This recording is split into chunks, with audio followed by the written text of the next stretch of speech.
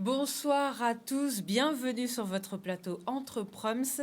Alors ce soir, on va aller faire un tour du côté de Mayotte. Vous avez sans doute entendu parler de ce qui se passe en ce moment et vous avez vu, lorsqu'on fait le bilan économique au niveau des Outre-mer, on traite aussi les autres territoires. Donc ce soir, avec l'actualité, je pensais que c'était assez pertinent d'essayer de comprendre un petit peu ce qui se passe à Mayotte, quelle est la situation. Alors c'est très compliqué, moi je suis la première, d'ailleurs c'est ce que je disais tout à l'heure, avant de commencer en plateau, j'étais la première à jeter la pierre à la France. On sait qu'il y a eu toute une histoire de séparation de frontières, ne serait-ce qu'en Afrique, où des pays ont été divisés. Par exemple, on sait que le Mali, ça a été divisé, alors que ethniquement, c'est le même peuple qu'avec les pays d'à côté. Donc, qu'est-ce qui se passe à Mayotte?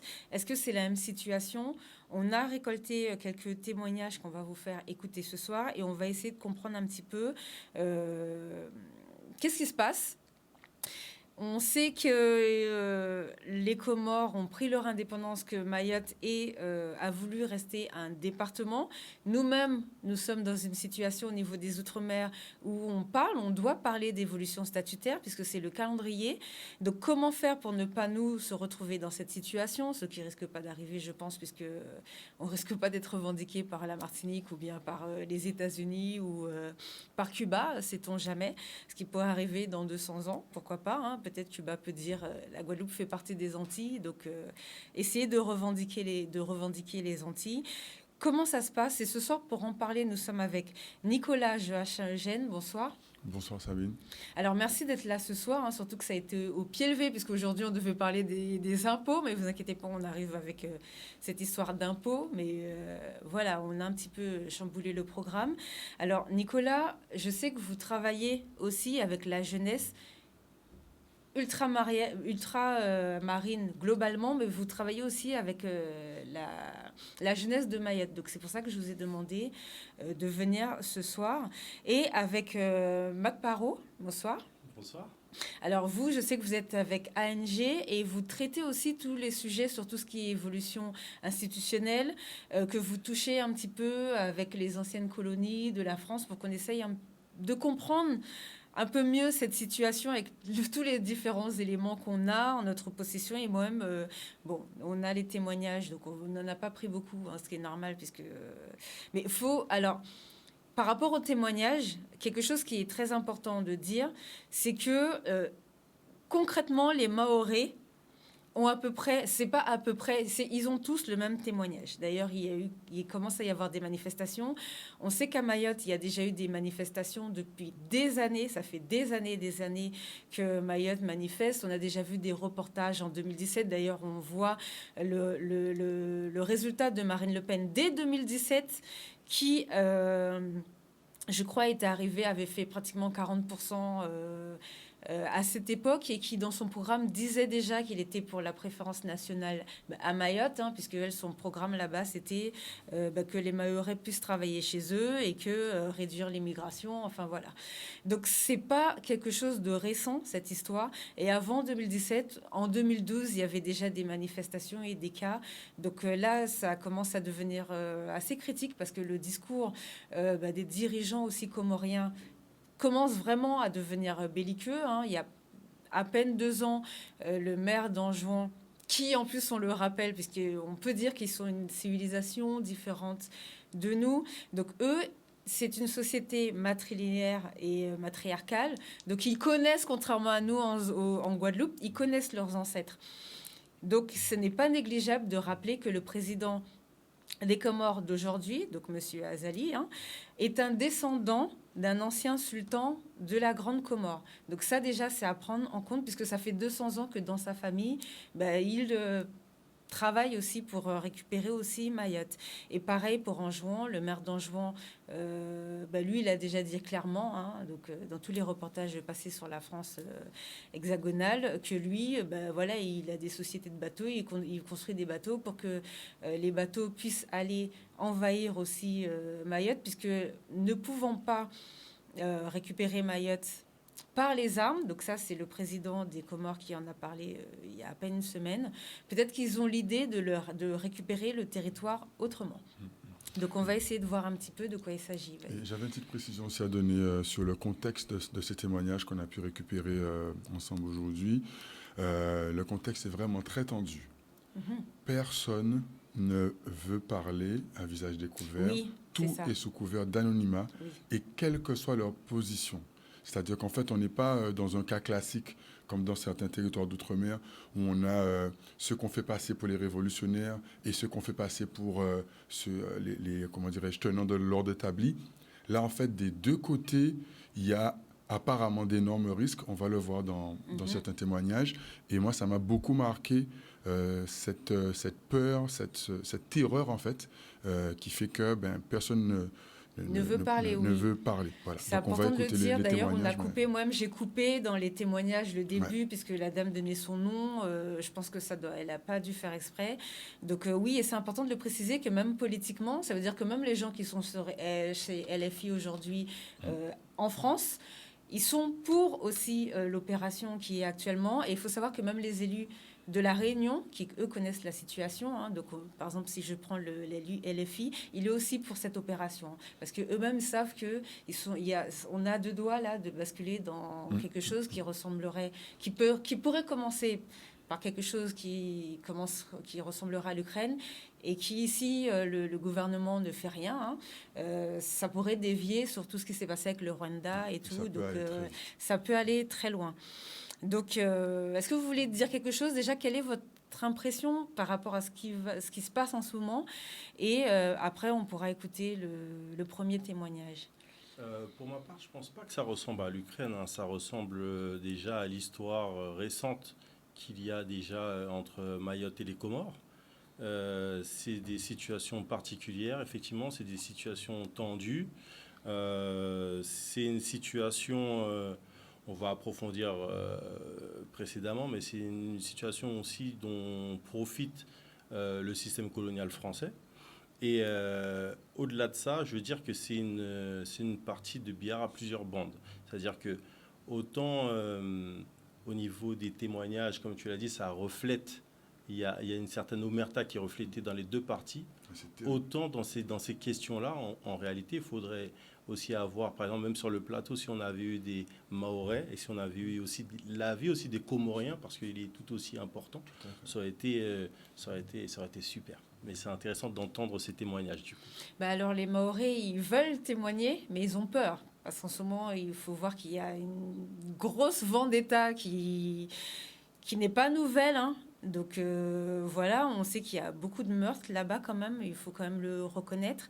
Et en ce moment, même au niveau des réseaux sociaux, il y a beaucoup d'appels, parce que comme je disais tout à l'heure, le discours des politiques comoriens devient vraiment de plus en plus belliqueux. Donc je pense que ça Sabine, incite tu as aussi vu la population. aussi l'intervention de Salim Déré, qui est un politicien mahorais qui a appelé à tirer par balle sur les Comoriens. Donc il faut vraiment dire que ça vient des deux côtés. Il faut être assez transparent pour vraiment faire attention à ça et vraiment faire comprendre aux personnes que ça vient des deux côtés, parce que la violence que subissent les Mahorais sur leur territoire est réelle. Il y a une violence qui est réelle. Il y a une misère qui est réelle. C'est le département français le plus pauvre. On est quand même à 84%. On peut dire du monde, parce que les Comores, c'est la région la plus pauvre du monde. On est quand même à 84% de Mahorais sous le seuil de pauvreté. Donc pour en être là, quand même, ça veut dire qu'il y a un tas de politiques qui ne passent pas. Il y a un échec, visiblement. Et donc, il faut vraiment rester... Il faut faire attention aussi à ce qu'on dit. Cette violence aussi, elle est comorienne, mais elle est aussi mahoraise de l'autre. Comme on peut le voir avec un politique, parce qu'un politique qui appelle à tirer par balle sur les gens, ce n'est pas rien. Et ça a d'ailleurs été condamné par plusieurs hommes, femmes politiques de tous les temps. Non, mais ça, je suis entièrement d'accord. D'ailleurs, je précise aussi que lui-même, il s'est excusé. Il a dit que ça reflète la mentalité. Parce que, comme tu dis, c'est très difficile sur le terrain. Et justement, l'idée, c'est que ça ne bascule pas dans ça. Vraiment concrètement, que les Mahorais ne prennent pas les armes. Donc, on va voir, j'espère, le gouvernement va réussir à désamorcer ce qui se passe, parce que... bon, c'est compliqué. Donc, on va vous faire passer déjà le premier audio et on va revenir tout de suite après. Je suis maman donc de 4 enfants et je peux vous dire que ce que nous vivons à Mayotte depuis plusieurs années, c'est terrible. C'est terrible pour ne pas dire l'enfer parce que personne n'accepterait de continuer à vivre ainsi. Alors, il n'y a pas de vie normale. Tout ce que nous faisons, nos journées ne sont pas des journées comme ailleurs, hein. On est obligé de se demander si on va rentrer sain et sauf à la maison.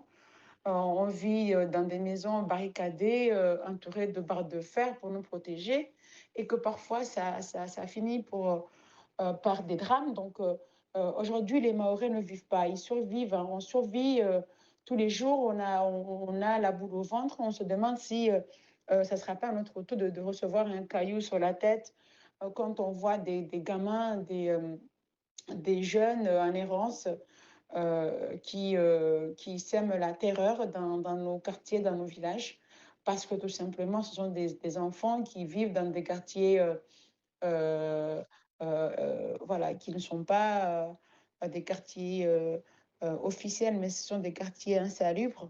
Et vous avez des gamins, des parents qui ont des enfants, plusieurs enfants dans une toute petite case en tôle, dans un quartier où il y a beaucoup de conflits, d'affrontements plutôt entre bandes de jeunes.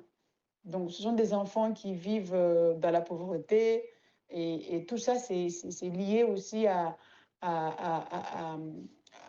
l'insécurité. Et depuis que le lien est fait entre insécurité et immigration, eh bien, les Mahorais commencent à dire haut et fort, nous avons réclamé en tant que Mahoraises, en tant que Mahorais, euh, le droit de nous protéger, le droit d'être libre, de vivre librement chez nous. Et donc, cette opération Bouchou, ce n'est pas quelque chose qui vient, qui tombe du ciel comme ça, c'est parce que c'est un besoin, c'est une demande bien formulée par les élus mahorais, par la population, à travers divers mouvements. Nous nous sommes mobilisés en 2018, nous avons fait plusieurs barrages, tout simplement contre l'insécurité, pour demander plus de sécurité, plus d'État, plus de droits, plus que dans les années précédentes. Donc, et là, aujourd'hui, cette opération Bouchou qui est là, il a fallu plusieurs années de sacrifice, de résistance. Et enfin, le gouvernement a répondu positivement parce que, bon, vous comprenez le contexte actuel avec nos voisins comoriens. C'est une histoire très compliquée parce qu'ils passent leur temps à revendiquer Mayotte. Mayotte, nous, les Mahorais, les Mahoraises, nous qui sommes ici, qui sommes propriétaires de cette île, je ne comprends pas pourquoi est-ce que des gens s'estiment, euh, comment dirais-je, plus et des ayants droit de notre propre île, alors qu'ils ont leur propre île à côté. Donc, nous, ce que nous demandons, tout simplement que l'État nous débarrasse de ces jeunes, que l'État trouve une solution de les renvoyer chez eux, ceux qui ne sont pas français, ceux qui sont en situation irrégulière en particulier, si ce sont des adultes, et que les parents puissent partir aux Comores avec leurs enfants et que ceux qui restent, qui peuvent ou qui ont le droit de vivre ici, qu'ils puissent vivre dignement dans des maisons normales, dans euh, des logements sociaux, voilà, et que les gens puissent s'insérer. Mais nous ne pouvons pas, on ne peut pas se permettre de laisser des bidons vides pousser partout sur notre territoire. On ne peut pas laisser une situation, comment dirais-je, d'enfer, pourrir l'avenir de nos enfants. On ne peut pas laisser des gamins sous la complicité de leurs parents ou même certains organismes de droits de l'homme qui les manipulent pour pouvoir justement nous tuer parce que voilà, les Mahorais, ils n'ont pas le droit d'être heureux chez eux. Les Mahorais, ils possèdent des maisons. Les Mahorais, ils ont des voitures. Donc les Mahorais, ils ont des champs. Les Mahorais, ils possèdent des terrains. Et donc, il faut les en empêcher, il faut les faire souffrir. Est-ce qu'on accepterait cela dans n'importe quel département de la France? Je ne le pense pas. Donc aujourd'hui, nous sommes en droit de demander plus de fermeté pour que la barbarie cesse. Nous assistons au quotidien à des, à des,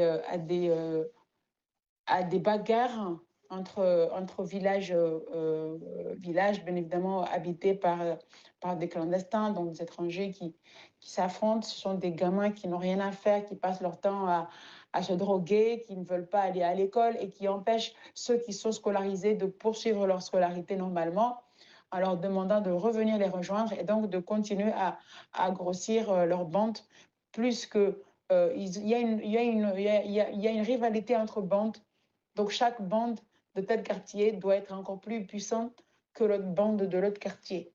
Donc en fait, c'est ça le souci. Et donc, vous avez une population normale qui veut vivre normalement, qui est emprisonnée, qui ne peut pas sortir pendant les affrontements.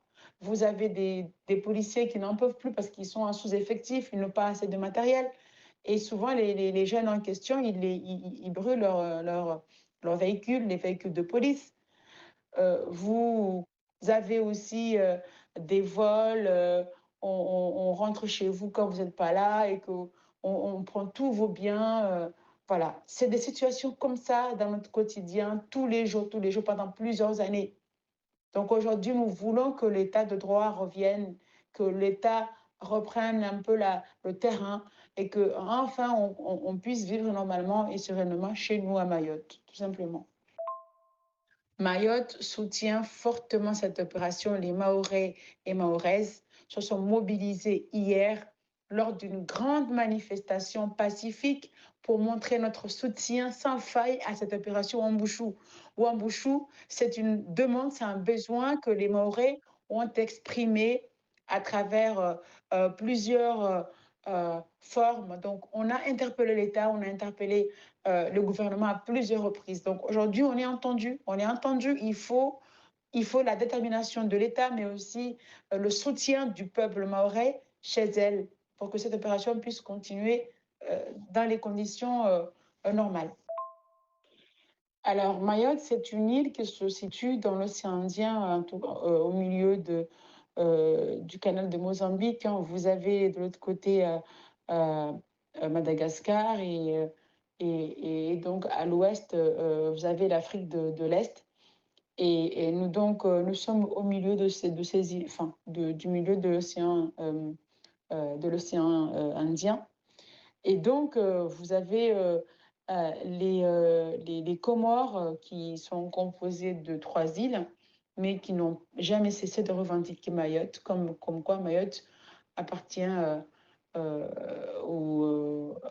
Mayotte leur appartient. Donc, c'est ça en fait le combat. Donc, nous disons Mayotte a son histoire, nous la défendons, nous avons notre propre euh, euh, nous avons comment dirais-je, nos convictions, on a des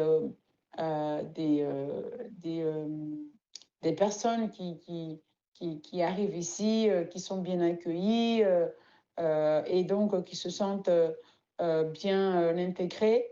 Nous n'avons rien contre ces personnes-là, mais tous ceux qui viennent pour nous faire du mal, pour nous tuer ou pour nous agresser ou pour des intentions ou mal intentionnées, par exemple, eh ben, nous n'acceptons plus maintenant. C'est fini parce qu'on a trop accueilli, on a été très généreux, on a donné des petits bouts de terrain et puis souvent ça finit par des conflits juridiques ou même on te tue parce que tu veux réclamer ton terrain. Et donc les gens, dès qu'ils ils ont un ou deux, trois enfants, hop, ils disent, ah bah oui, mais moi j'ai mis mes enfants au monde ici, je ne peux pas partir comme ça. Alors qu'au départ, c'était un geste de solidarité, de soutien, parce que celui qui vient d'arriver, il n'a rien. Et donc, ça continue ainsi. Et à un moment donné, bah, les Maoris se sont trouvés avec beaucoup d'enfants. Dans les établissements scolaires, c'est rempli d'enfants qui viennent des îles d'à côté. Il n'y a plus de service public. Quand tu es malade, tu ne peux pas te soigner parce que voilà, il faut que tu ailles accoucher ailleurs, c'est-à-dire à La Réunion ou en France métropolitaine. Tout ce qui existe à Mayotte actuellement n'appartient plus aux Mahorais.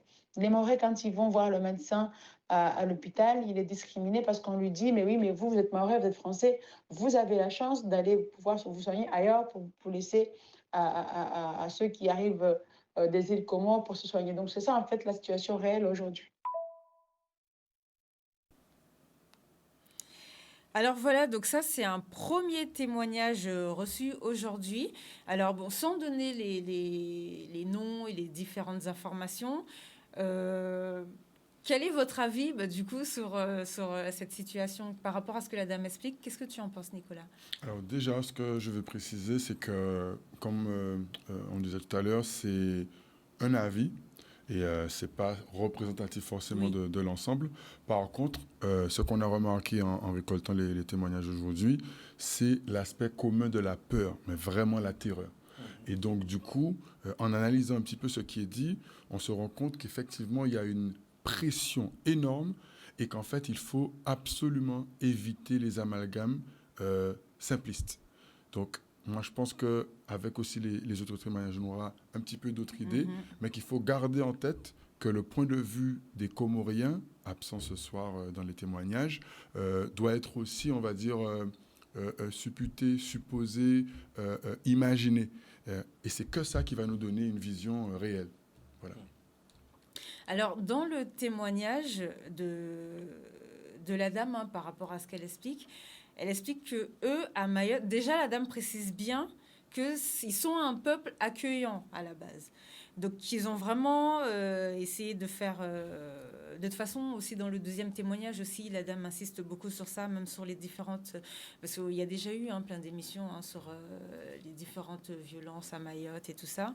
Donc, c'est compliqué et... Elle a parlé du fait, puisque on va dire c'est quand même le problème, le problème principal dans cette affaire, que les Comores revendiquent le territoire de Mayotte.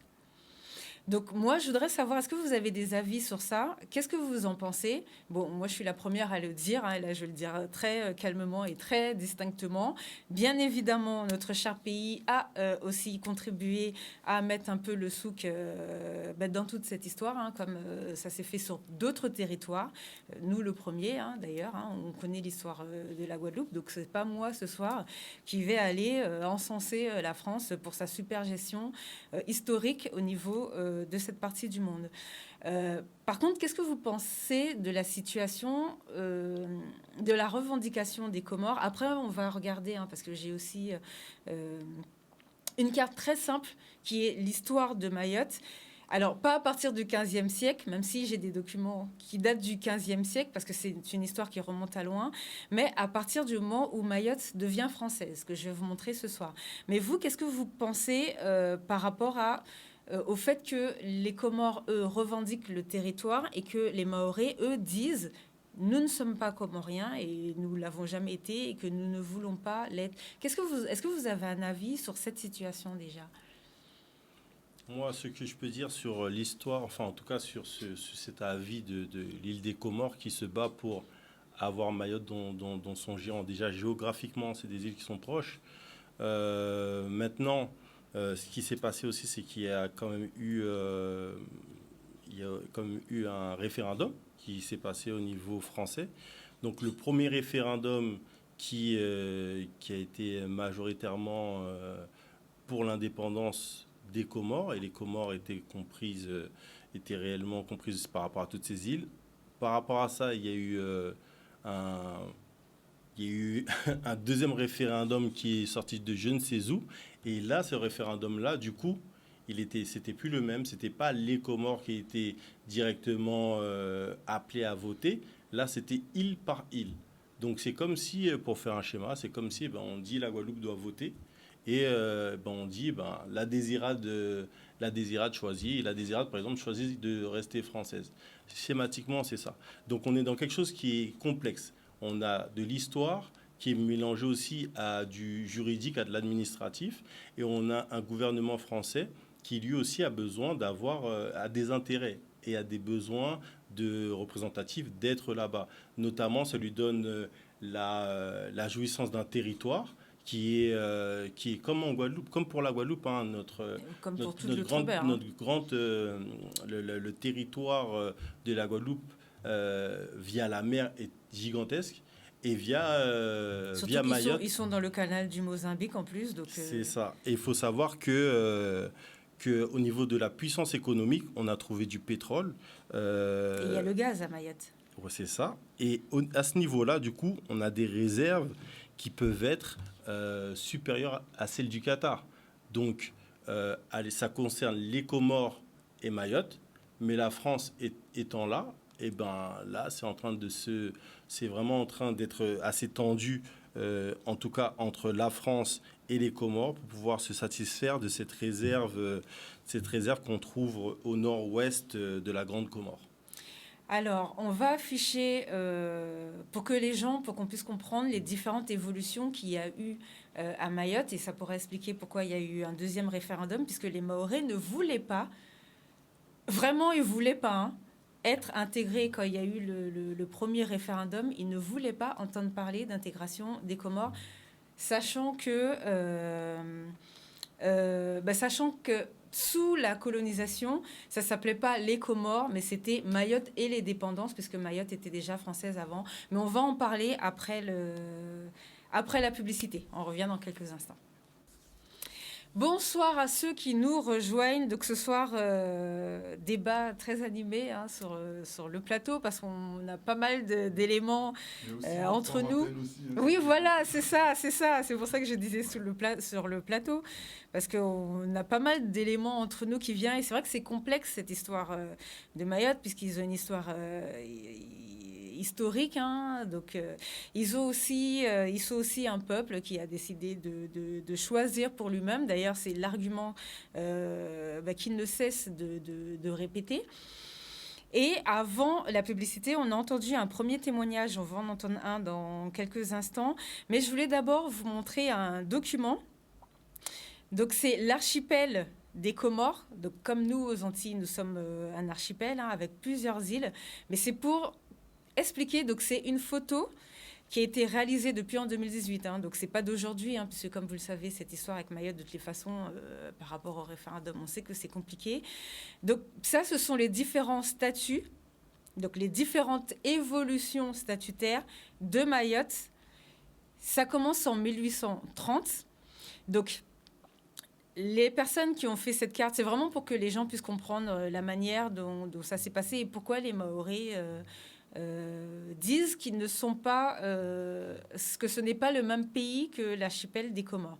C'est parce qu'ils expliquent qu'avant, les Français, il faut savoir que chaque île avait son sultan. D'ailleurs, aux Comores, en Grande Comore, il y avait même beaucoup de sultans, parce que c'était un petit peu comme si la Grande Terre en Guadeloupe avait son sultan, la Basse Terre avec son sultan. Il y avait des vizirs, il y avait des conférences entre vizirs, et etc. de choses.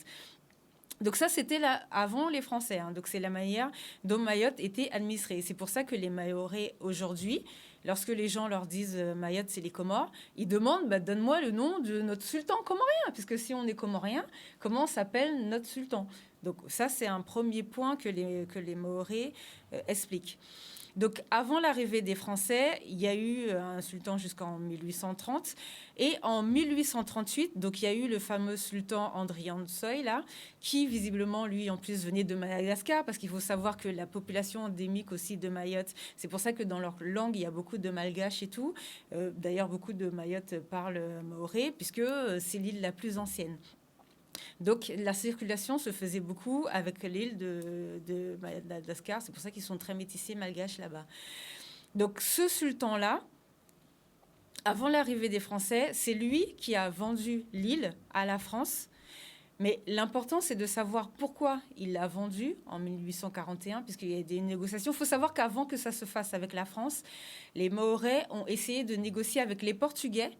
Donc, juste avant que la France achète Mayotte, ils ont essayé de négocier avec les Portugais pour se vendre, entre guillemets, aux Portugais. Pourquoi? Parce que justement, ils subissaient les razzias des 3 autres îles, parce qu'il faut savoir que toute la région des Comores a subi l'esclavage, mais il faut savoir qu'ils ont aussi mis les autres îles en esclavage. Et les 3 îles, il y avait des razzias, c'était assez compliqué sur ce territoire par rapport au Mozambique, les Portugais qui venaient, qui raflaient des gens. Donc c'était à celui qui essaye de sauver le plus sa population pour ne pas, être prise dans le commerce occidental. Et aussi, parce qu'eux aussi, ils ont subi aussi le commerce, l'esclavage, beaucoup aussi dans cette région arabo-musulmane. Donc c'était au sultan qui essayait de le plus sauver son peuple. Donc ils allaient essayer de faire des razzias Un petit peu partout. Donc en 1841, la France est arrivée et elle a racheté Mayotte. Mayotte est devenue française à ce moment-là. En 1860, Mayotte est devenue une colonie. Et c'est bien après, en 1886, que le reste des Comores est devenu une colonie française. Et ça s'est appelé Mayotte et Indépendance. D'ailleurs, dans toute l'histoire, mais ça, je pense que peut-être que les gens le savent, hein, il y a eu toute l'histoire quand la France a déplacé, on va mettre le deuxième diapo, par rapport au référendum, quand la France a déplacé, parce qu'avant c'était Mayotte, c'était Madagascar au début qui régissait Mayotte et tout. Et après, c'est Mayotte qui a régi les autres îles. Et après, quand la France a déplacé pour mettre le chef-lieu en Grande Comore, les Mahorais n'ont pas voulu accepter et tout. Donc, ça a fait un gros problème. Donc, par rapport au référendum, donc, la question, c'est qu'est-ce qu'il fallait faire? Est-ce qu'il fallait forcer les Mahorais, finalement, à devenir comoriens? Puisqu'il y a eu, effectivement, comme on disait tout à l'heure, plusieurs référendums, parce que les Mahorais ne voulaient pas devenir comoriens. Donc, eux, ils voulaient être rattachés à la France, et ils ont toujours dit que de toute façon, s'ils deviennent indépendants, ils restent tout seuls. Donc là, aujourd'hui, on sait que Mayotte fait partie de l'outre-mer, hein, ils sont comme nous, c'est un territoire ultramarin, et c'est très compliqué en ce moment, mais on ne peut pas, de toute façon, c'est su, hein, les Comores ont toujours dit qu'ils revendiquent le territoire, pour eux, le territoire, la terre de Mayotte, et justement ce qui pose malheureusement problème en ce moment, puisque les élus comoriens, leur discours maintenant, c'est les Mahorais, eux, ils peuvent être ceux qu'ils veulent, nous, c'est la terre qui nous intéresse. Donc, c'est peut-être aussi ce qui engendre aussi, ce qui accentue un petit peu l'escalade. Donc vous, qu'est-ce que vous pensez de cette situation? Est-ce qu'il fallait forcer? Parce que là, les Mayotte, ils sont régis sous la loi de l'ONU qui est l'autodétermination des peuples. Est-ce qu'il fallait forcer Mayotte à devenir comorien? Ou est-ce qu'il fallait les séparer, comme la Corée du Sud et la Corée du Nord, par exemple, qui, eux, sont vraiment le même peuple, là, pour le coup? Qu'est-ce que vous en pensez? Déjà, ce qu'on peut dire, c'est que ce que tu viens de montrer là, ça prouve que la situation est complexe. Ouais. C'est pas juste, ça date pas d'hier. Ouais. Déjà qu'il y a des conflits entre les peuples. Maintenant, il faut savoir que à la face du monde, les conflits font partie de la construction des peuples. Mm-hmm. Quand tu regardes si tu regardes la carte de l'Europe de 1500, oui, c'est pas la carte de l'Europe de 2023. c'est pire que oui. Et puis c'est pire que ce qui s'est passé chez eux en plus. Exactement. Donc il y a faut vraiment prendre ça en compte. Au-delà de ça, bien sûr, l'autodétermination des peuples, à savoir, est-ce que c'est l'autodétermination d'un peuple ou est-ce que c'est l'autodétermination d'un peuple dans un espace géographique?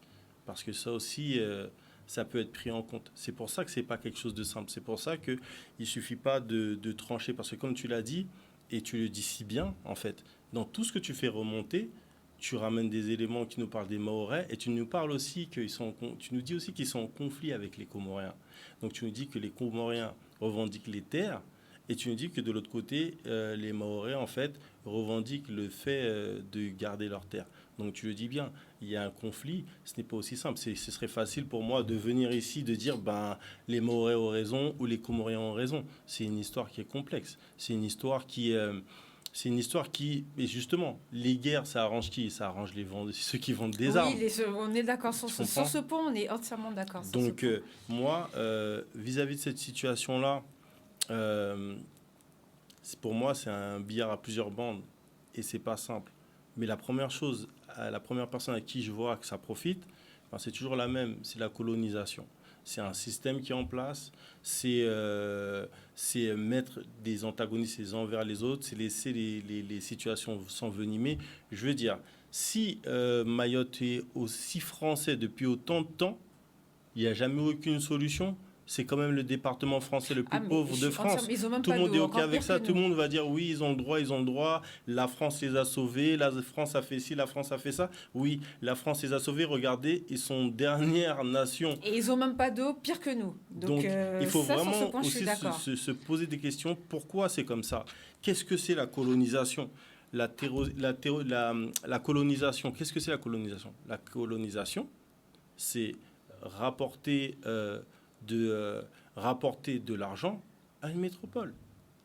Et c'est pas produire des richesses intérieures qui rapportent au peuple, qui développent le pays et qui fassent que le pays soit autonome et indépendant, que le pays soit une force. Comme avec la Guadeloupe. C'est faire en sorte que ces richesses, ces intérêts partent en direction de la métropole. Oui, exactement comme avec la Guadeloupe. C'est ça. Et c'est ce qui se passe là-bas. Donc, il y a un conflit, certes, mais c'est un conflit qui est fratricide. Parce que, qu'on le veuille ou non, qu'on dise que les Mahorais ne sont pas des Comoriens, que les Comoriens ne sont pas des Mahorais, c'est des frères.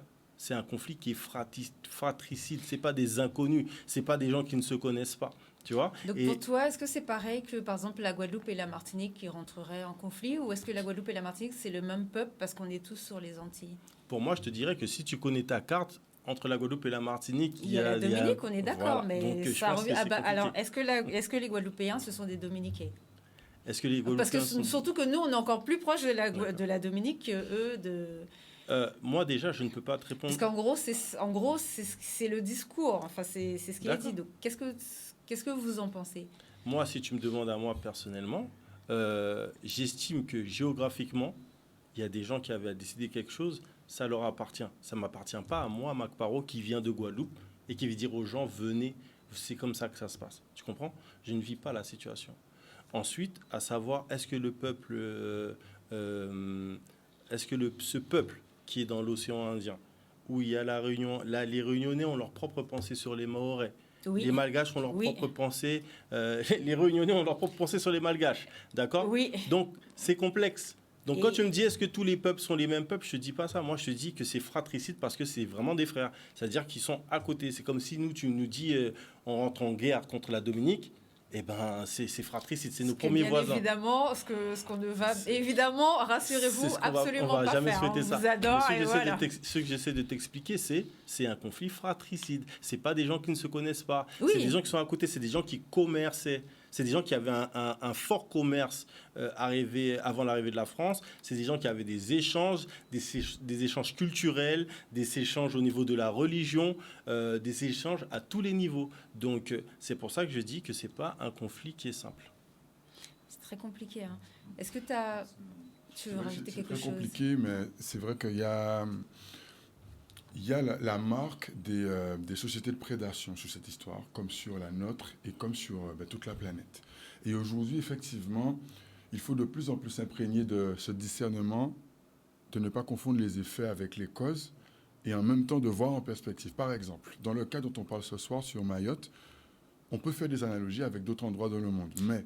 D'ailleurs, la Russie a déjà mis son nez, ça fait plusieurs années, dans l'affaire, hein, parce que Absolument. pour eux, c'est comme la Crimée. Hein. Et pas que la Russie. Et pas, la Chine aussi, absolument. Et on sait que l'Arabie Saoudite, enfin voilà. Tous ceux qui peuvent jouer un rôle dans ce système de prédation. Et en réalité, ce n'est pas en changeant le prédateur que les résultats seront différents. Ça, c'est ce que Kémy Séba a dit l'autre jour, il n'y a pas tellement longtemps, effectivement. Et donc aujourd'hui, quand on regarde un petit peu la situation, effectivement, il y a des personnes qui sont gagnantes. Elles ne sont peut-être pas visiblement directement à l'origine des choses, mais en tous les cas, dans cette logique de prédation, il y a des moyens simples de diviser les gens, de nourrir, parce que les arbres, je crois qu'elles ne poussent pas sur les arbres aux Comores, ni à Mayotte, ni en Haïti d'ailleurs. Par contre, ils n'ont pas d'armes là-bas, par contre. Heureusement, parce que c'est ce que je disais tout à l'heure, hors antenne, bien évidemment, on n'aurait pas dit ça à l'antenne, mais ils n'ont pas d'armes, c'est à coups de pierre et à coups de barre de fer, enfin voilà. Ils n'ont pas d'armes létales qui circulent, comme c'est le cas dans la Caraïbe, par exemple. En tous les cas, quand on regarde un petit peu l'histoire telle qu'on la décrivait juste avant, dès l'époque, notamment des esclavages, notamment arabo-musulmans, et des époques aussi où il y a eu un peu ce jeu de pouvoir entre le fait de se faire acheter pour avoir la protection de certains empires et donc du coup de quoi être protégé, on est dans la même logique. C'est-à-dire qu'en réalité, on ne va pas devenir français ou autre parce qu'on a une volonté d'élévation culturelle, fondamentale ou autre, mais parce qu'on veut se débarrasser, se protéger, etc. On est dans un système de prédation. Et donc, du coup, l'analyse qu'on a, elle doit être aussi sous cette forme-là. Parce que quand on regarde tout à l'heure les données indiqué, par exemple, sur la richesse des sous-sols, etc., on se rend bien compte qu'en fait, il y avait aussi intérêt à nourrir en fait, ce système tel qu'il est aujourd'hui. Encore une fois, on ne va pas confondre les effets avec les causes en disant que ça a été volontaire et c'en est la cause principale. Oui, Mais parce qu'à l'époque, ils ne aujourd'hui, savaient pas ça. moi, je vais parler aussi pour nous, pour les Guadeloupéens. Aujourd'hui, on est dans des situations, on va dire, techniquement, fondamentalement et intérieurement similaires. Je m'explique. Quand, par exemple, il y a des actions, soit de justice, ou soit sociales, ou autres, qu'est-ce qui se passe? On a une pression qui est mise sur tout le monde. Et qu'est-ce qui se passe à ce moment-là? On est désunis. Il n'y a qu'à faire comprendre que, ouais, monsieur dit ça, si, ouais, un tel a fait ça, ouais, mais... Et tout ça, ça vient justement de la résurgence depuis des décennies de ces systèmes de prédation sur nous. Ça se traduit par, ce qu'on va appeler le feng shui, etc. Mais ce n'est pas un fantasme, ce sont des obligations, année après année, qui font qu'aujourd'hui, quand il y a un problème, on a du mal, on est terrorisé. Et on va tirer sur peut-être des fois celui qui essaie de t'aider, en te disant même que, mais c'est monsieur qui vend moi. Mais à quel moment on essaie d'enlever, d'exploser ça et de regarder, tiens, aujourd'hui, qui gagne à cette désunion? Moi, je pose la question. Oui, c'est pour ça que les Comoriens disent aussi, que les Maoris, ils ont aussi le syndrome de Stockholm, puisqu'ils veulent rester absolument français. Par contre, je tiens à préciser que, alors visiblement, ça, j'ai pas vraiment, donc je mets entre guillemets, mais l'île à côté, donc en juin, il faut savoir que parce qu'il y a aussi des problèmes entre les 3 autres îles restantes, et le président comorien a changé la constitution comorienne, puisque normalement, chaque île devait changer de président. Ça devait être un truc tournant sur les îles. Le président comorien, il est arrivé, il a dit, nous, c'est Grande Comore qui dirige, donc on refait ça, et il n'y a personne d'autre que moi qui contrôle. Et visiblement, au niveau d'Anjouan, j'ai pas l'information concrète, mais il remonte beaucoup qu'il regrette le référendum. Il regrette le fait d'être sorti. Donc, est-ce que vous pensez qu'à l'avenir, et là, du coup, on n'aura peut-être pas le temps d'écouter le deuxième témoignage parce que j'ai vu qu'il reste 10 minutes, mais peut-être qu'on aura le temps de reparler, pourquoi pas, de cette histoire pour voir un petit peu l'évolution. Mais comme tu arrives, parce que moi, je voulais qu'on parle après de nous, parce que là, on est dans une période d'évolution statutaire. Donc, il ne faudrait pas non plus que les Guadeloupéens aient peur. Déjà qu'ils avaient le mythe, il y a quelques années, on nous sortait le truc, oui, regarde Haïti, qu'on rappellera que c'est la France aussi qui a déstabilisé, qu'ils ont dû payer, parce qu'il ne faut jamais oublier, tout ce qu'ils ont fait n'empêche derrière, qu'en plus les Américains sont venus mettre encore un autre bordel, bien sûr, dans la casserole pour faire un bon couscous garbitz.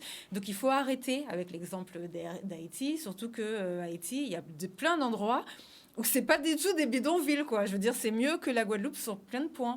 Donc déjà, ça, faudrait déjà le savoir. Mais faudrait pas qu'ils trouvent l'excuse de dire « Ah oui, regarde Mayotte, l'autre, il veut revenir. » Voilà. Mais ça sera donc forcément on est dans dit, des cas différents. Ça sera forcément dit parce que politiquement, c'est l'amalgame qui est vendeur. Donc, ils vont forcément le dire. Charge à nous aujourd'hui, notamment avec des échanges comme ceux-là, d'élever notre discernement pour regardons qui sont les gagnants. Parce que nous, déjà, on n'est pas dans le même cas que chez eux. Donc, il n'y a pas de raison qu'on se dise, oui, regarde, ils sont partis, l'autre, il veut revenir. Donc, quels sont... Parce que là, pour Mayotte, on a regardé... dans l'ancien temps, on va dire, les différentes évolutions statutaires de ce territoire. Quelles sont les évolutions qui existent aujourd'hui et quels sont les différents territoires? Parce que, par exemple, la Polynésie, avec la Nouvelle-Calédonie, n'ont pas le même statut. Eux aussi, ils sont dans une autre région au niveau du monde. Donc, quelles sont les différentes évolutions qui sont possibles et quels sont les différents statuts qui existent pour les ultramarins? Sabine, il y a pléthore de statuts qui existent. Il y a des adaptations, il y a des spécificités. Mais comme on l'a dit auparavant, quand tu m'avais invité avec d'autres personnes sur le plateau... Qu'on doit refaire peut-être le 16, tu vas peut-être revenir parce que Gilles Casimir sera sans doute là. Ok, l'essentiel, c'est pas tant le statut. Parce que même là, ceux qui les déchirent, par exemple, c'est pas le statut en tant que tel. Et même pour parler de tout ce qui se passe là-bas à Mayotte, tu te rends compte quand même, parce que là, il y a l'opération Bambouchou. Mais avant ça, il y avait l'opération Chikandra en 2019. C'est quand même une opération qui mettaient des centaines de personnes, qui les renvoyaient aux Comores, qui dégageaient les gens, etc. Et comme leur enfant était né sur le sol mahorais, ça c'est la loi française. Leur enfant était français. Du coup, tu as des centaines et des centaines d'enfants mahorais, en tout cas français, comoriens français à Mayotte, qui se sont retrouvés sans parents, qui ont dû inventer leur propre système pour se débrouiller. Et ça fait comme les favelas. Ça a créé des favelas, des gangs. Du coup, tu as aussi des jeunes mahorais,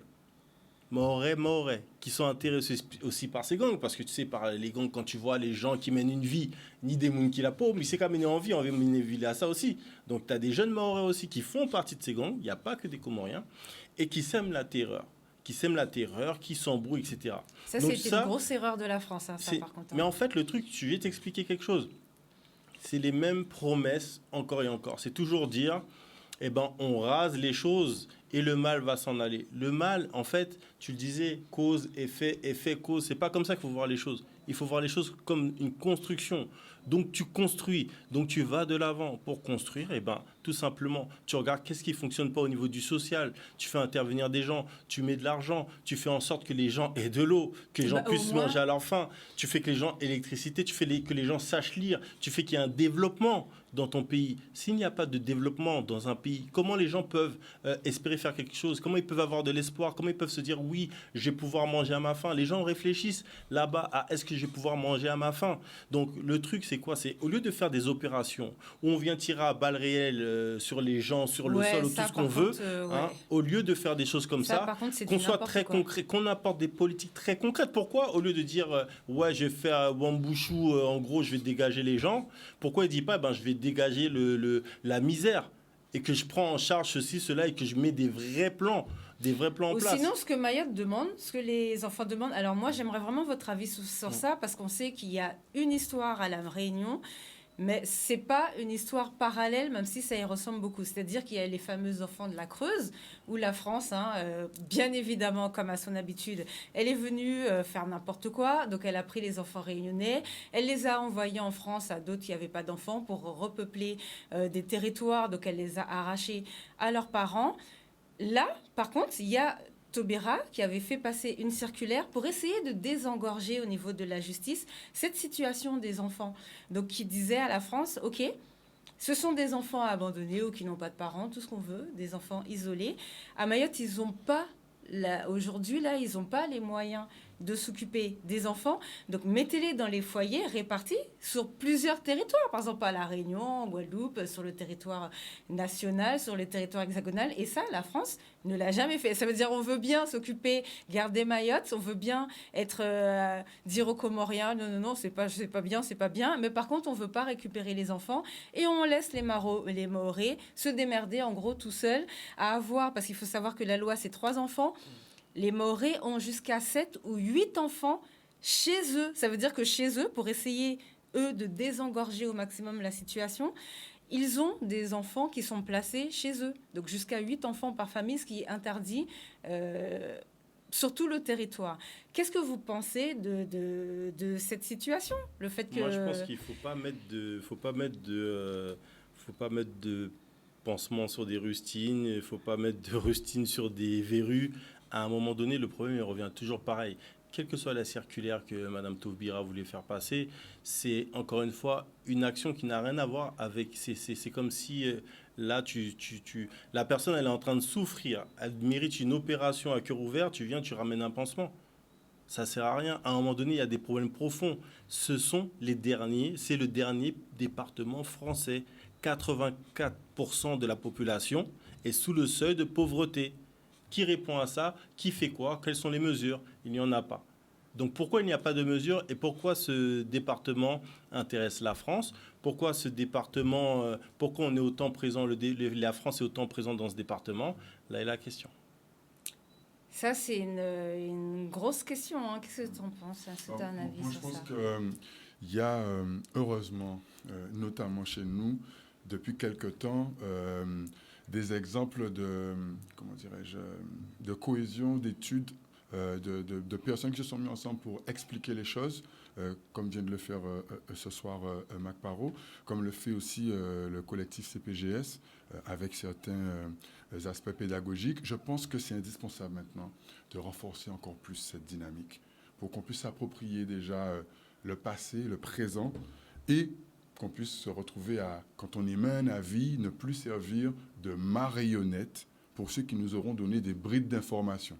Parce que c'est là que les amalgames viennent, et il y en aura de plus en plus. Alors, je dis à tous ceux qui nous écoutent aujourd'hui, est-ce que vous avez décidé de ne pas être la marionnette ni des politiques, ni d'aucun tenant de pouvoir? Si c'est votre cas, je vous invite soit à continuer à vous renseigner, ou soit à vous engager dans des éléments du type ANG, du type CPGS, du type plein d'autres, pour comprendre la situation.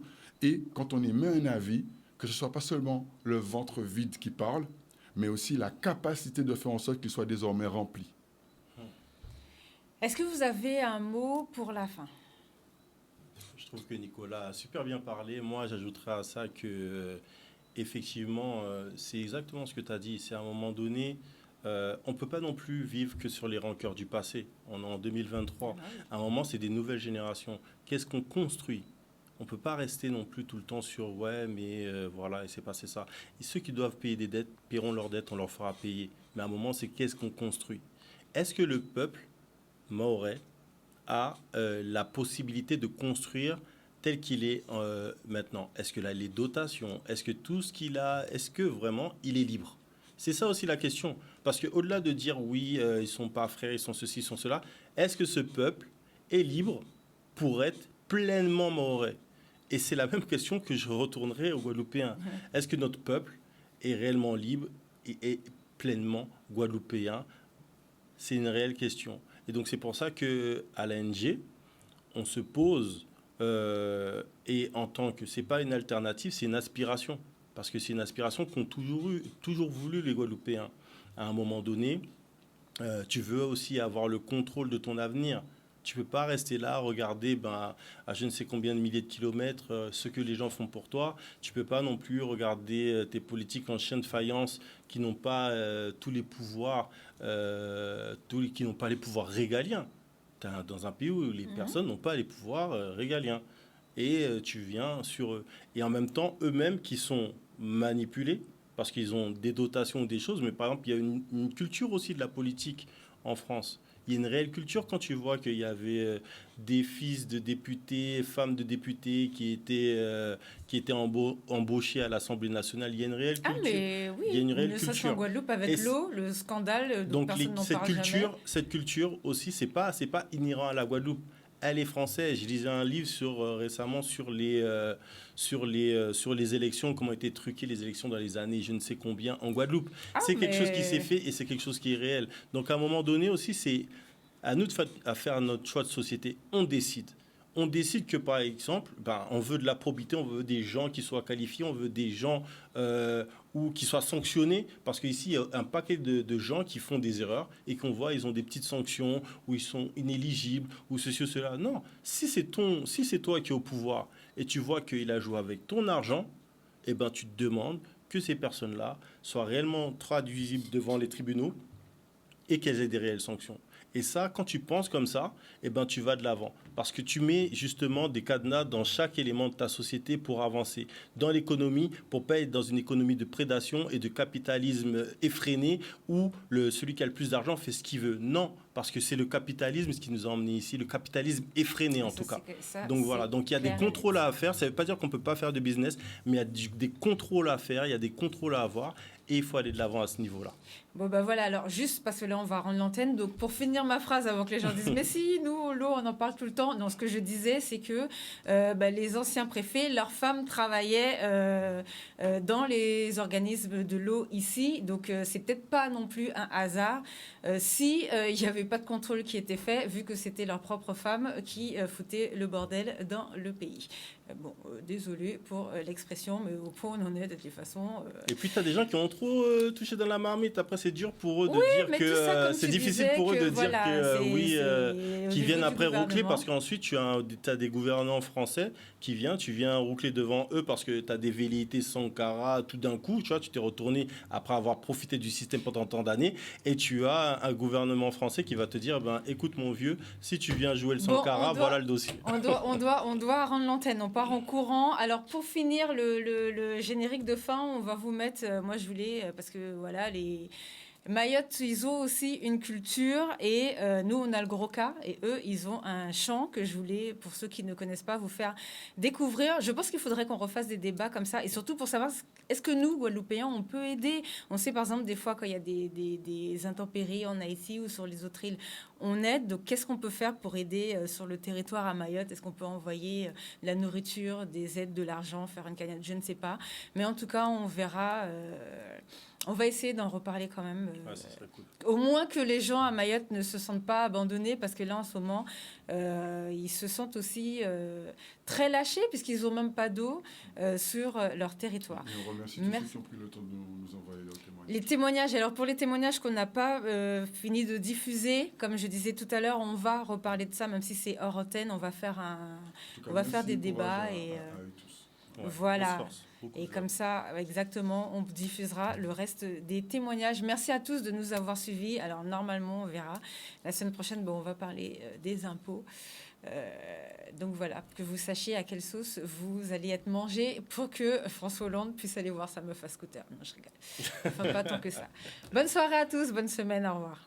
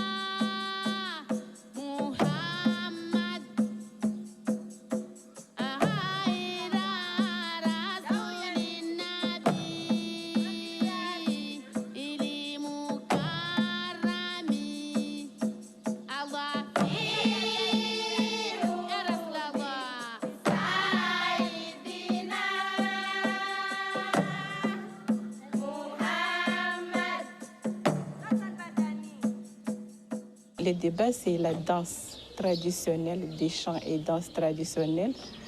Elle est dansée par des femmes, pas des hommes, que des femmes. Alors, nous, on est là avec nos enfants, nos mamans, on s'amuse. Les débats, on les fait surtout dans les grandes occasions, par exemple les mariages, les arrivées.